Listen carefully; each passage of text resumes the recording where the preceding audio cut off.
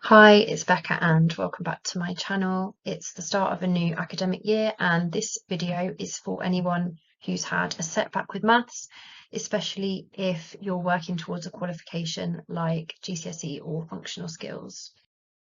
We're going to talk about how to restart your maths journey, finding motivation, making a clear plan, and dealing with the emotions that often come with it.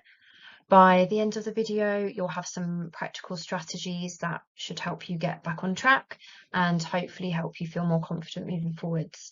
And I should say that most of these strategies are applicable to any subject really, but I've just tailored them specifically for maths. So let's start with motivation, and finding motivation to get back into a maths course can be really hard, especially if you've just taken a bit of a knock in confidence, or if it's been a really long time since you had to do it, or if you've just disengaged. I think maths often feels like a really high stakes subject, and the fact that it's tested so rigidly just adds to that pressure. The best drive to have for learning is intrinsic motivation, where you want to do something just because it's inherently enjoyable. But if we're being realistic, a lot of people won't be feeling that way about restarting a maths course. So we can find healthy ways to boost extrinsic motivation. That's thinking about external factors. So, for example, thinking about how proud you'll be of yourself when you've completed the course, or how proud others will be, thinking about the value that completing the course will add to your life in terms of opportunity or progression, thinking about how much more confident you'll be, things like that. So some practical strategies for boosting this motivation. When you've had a setback, try to reframe the situation. Instead of seeing yourself as the problem, consider that you might need a different approach to learning. Connect your maths learning to bigger goals in your life and remind yourself how it will create more opportunities for you. So whether that's in your career or on a course, or to develop your confidence more generally. Next, and this is a huge one, use accountability. You are way more likely to stick to something if you've told someone else your plan. So talk to friends, family members, colleagues, and of course any tutors or teachers about what you're doing.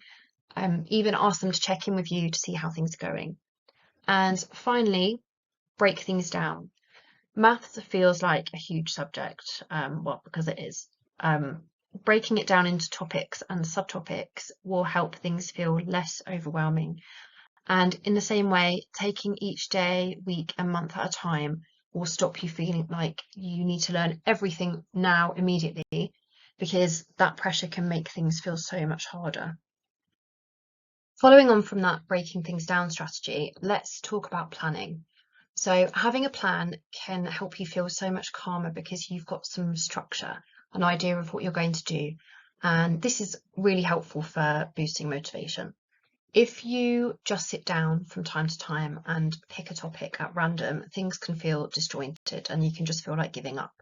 So I'm going to go into these steps in a bit more detail. So the first step of planning is knowing what's coming up. Because math skills all build on one another and there are so many concepts to learn, having some sort of topic list is really important. If you're going to classes, your teacher or tutor may be able to provide this, but you can also find them online. Just search for topic list and then the course you're doing. So for example, functional skills level 2 and the exam board, for example, AQA or EdXL. And you'll be able to find something. Lots of colleges and schools post them online and you can download them for free. You could also search for a red, amber, green list, so you can tick skills off as you become more confident. And you could also order workbooks online for around £5 to £7, or even search for them in charity shops, and they will have a list of topics in the contents page. So the next part of planning is to compile yourself a list of places you know you can go to for help. So that includes teachers, tutors, mentors, friends and family, but also places for independent learning, like websites. YouTube channels, textbooks. So all of these are YouTube channels where you can access support for maths learning, so tutorials, videos, some sort of support. Then there are revision apps, so Quizlet, Anki Notes, Brainscape, Revisely. If there's some of those you haven't heard of, definitely check those out for spaced repetition, sort of little and often learning. And then there's AI chatbots, which can be brilliant as a last resort for breaking down a problem and giving a really clear explanation if needed. So once you've gathered the list of topics and skills and you know what resources you've got to use, the last stage of planning is to decide how you will do your learning or relearning.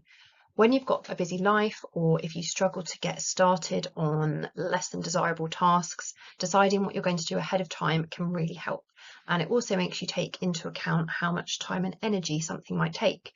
So if you look at this table, for example, watching a YouTube video on a math skill might take a short amount of time, and you can do it on the bus or while you're waiting for your dinner to cook. Same with revision apps. You could do 5 or 10 minutes of Quizlet on the sofa without needing to set anything up.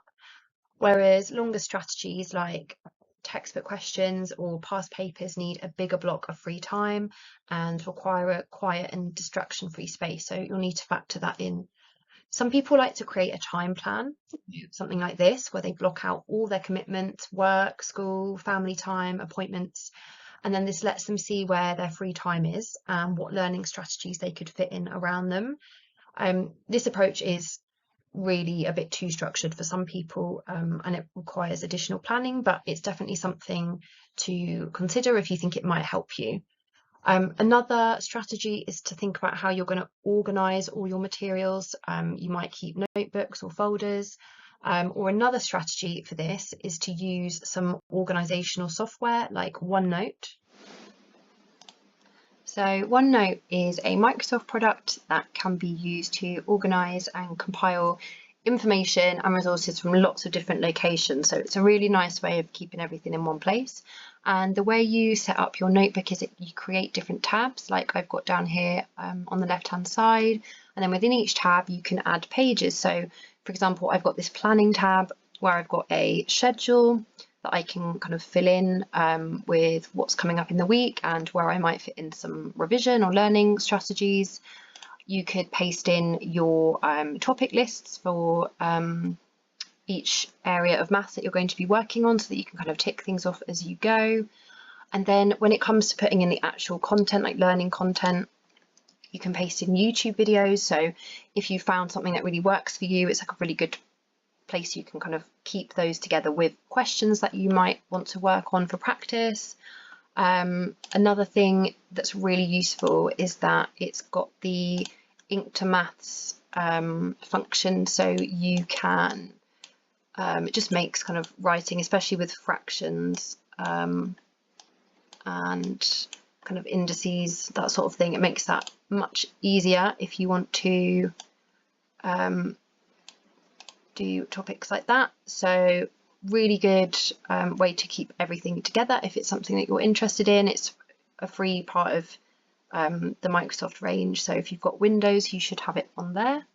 Finally, let's talk about dealing with the emotions that come with restarting your maths journey.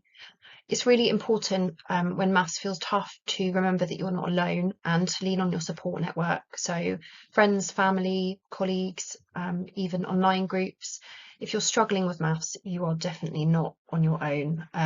Some people will be more sensitive around math struggles than others. I think some people find it hard to relate or just can't understand that maths can be really challenging. But sharing experiences and encouragement with the right people can lighten the load and remind you that learning is a shared journey. You can also use self-regulation strategies to manage strong emotions. Cognitive reappraisal helps you reframe your thinking. So instead of I failed before, try reframing it as this time I have new strategies. You could also try journaling. That gives you space to release frustrations and notice progress. And developing metacognitive strategies that helps you to reflect or think about how you learn, that helps you pause, adjust, and keep moving forward, always thinking about what works for you and what doesn't. And finally, try to separate performance from identity. Struggling with a concept is about a skill gap. It's not about who you are. So focus on your own growth rather than comparing with others.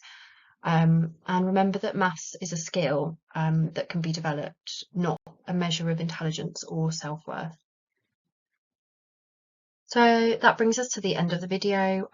Hopefully you've got a clearer plan on how to restart your maths journey and some strategies that may be useful for you moving forwards. If you found any of that useful, please give the video a like and subscribe to my channel to get updates on future videos. Thank you so much for watching, and see you in my next video.